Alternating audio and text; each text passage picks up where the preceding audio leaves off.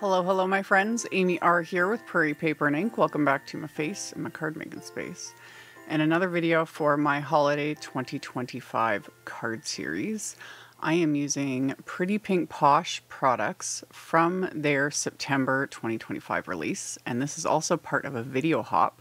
I will have all the info in the description box below the video. There are giveaways, tons of inspiration, all of the things. So check out that description box below for all of the info. And yeah, Pretty Pink Posh September 2025 release is fabulous. I barely touched on it in this video. I will have more inspiration and things made, so just stay tuned. I will have a link to the release. You can check that out below, and then of course links to everything I used. That will be below as well. My links are affiliate links. That just means that if you click on one of my links and end up placing an order, I do get a little kickback from that at no extra cost to you. That is what helps pay the bills, keeps the lights on, enables me to keep bringing out content. And yeah, at the very end of the video, I will have a link to my Holiday 2025 card series because I have added many videos to it in the last little bit, and I will keep adding to them. So let's get into making this card.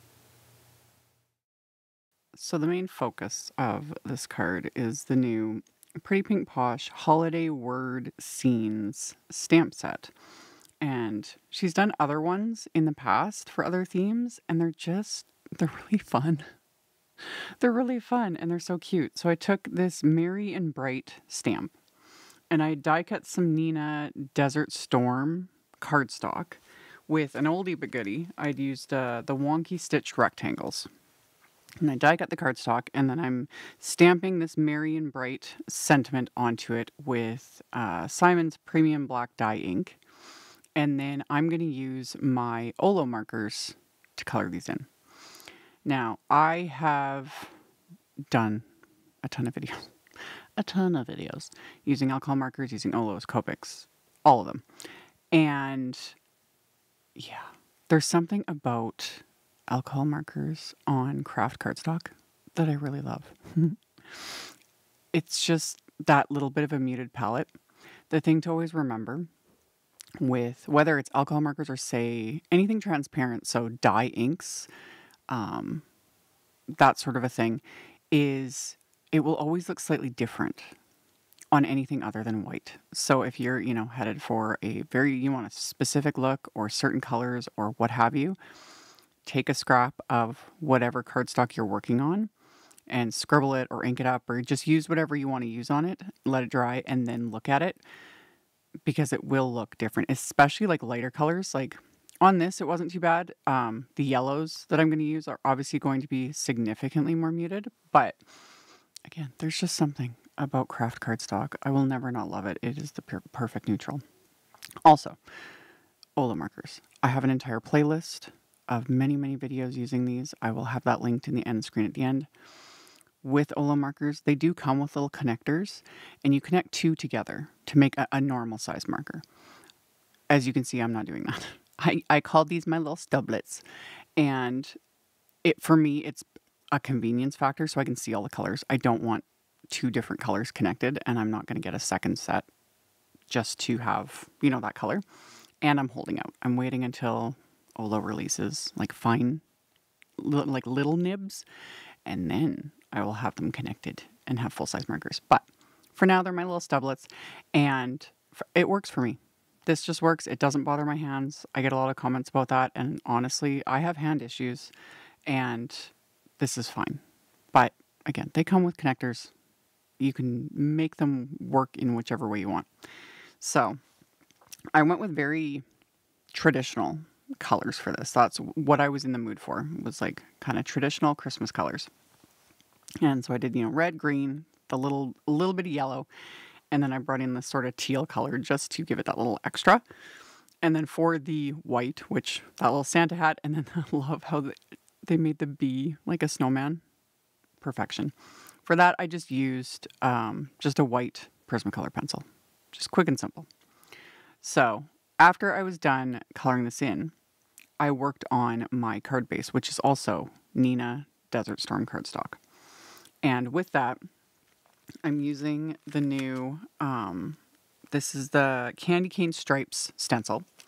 So I've got my card base, which is a top folding A2 size card, so 4 1/4 by 5 1/2 inches. I stuck it to a grip mat. I put the stencil over it, and then I am using Candy Apple Distress Oxide ink.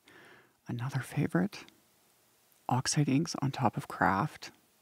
A chef's kiss. Love it.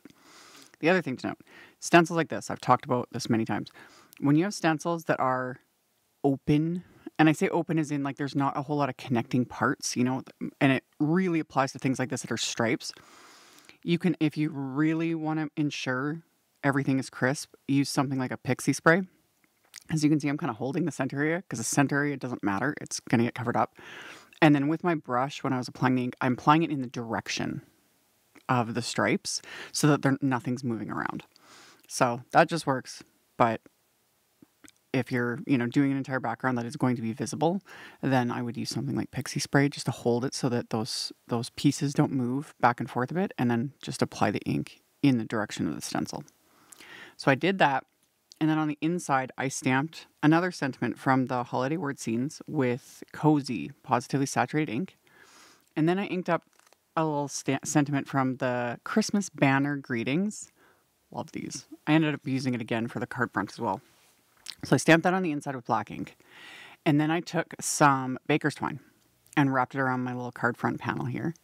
And I'm going to tie it in a bow. So reverse tweezers for the win, as always. Because you start the knot, I use the reverse tweezers to hold it in place so I can fiddle and make my bow. Because baker's twine, it's twisted threads.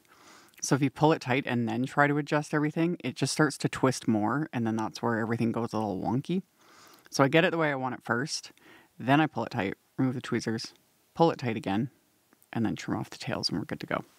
So I did all of that, and then I put some Big Mama foam tape on the back of this just to pop it up with a little bit of dimension. And then once I've got that, this is going to go right onto my card base. And this was why I didn't worry about doing perfect stenciling, because you're only going to see that just the edge of it, just to frame this out. So I popped that in place, and then of course we're going to add some splatter. Just some white splatter. It's another reason why I love Desert Storm cardstock, because it just makes the white really pop. So I put a little bit of white gouache in my palette, added a bit of water to that to thin it out, and then just added a good amount of splatter to these. So this was why I did the card base and everything too, because I wanted to have splatter on both the die cut panel and the card base itself. So added my splatter.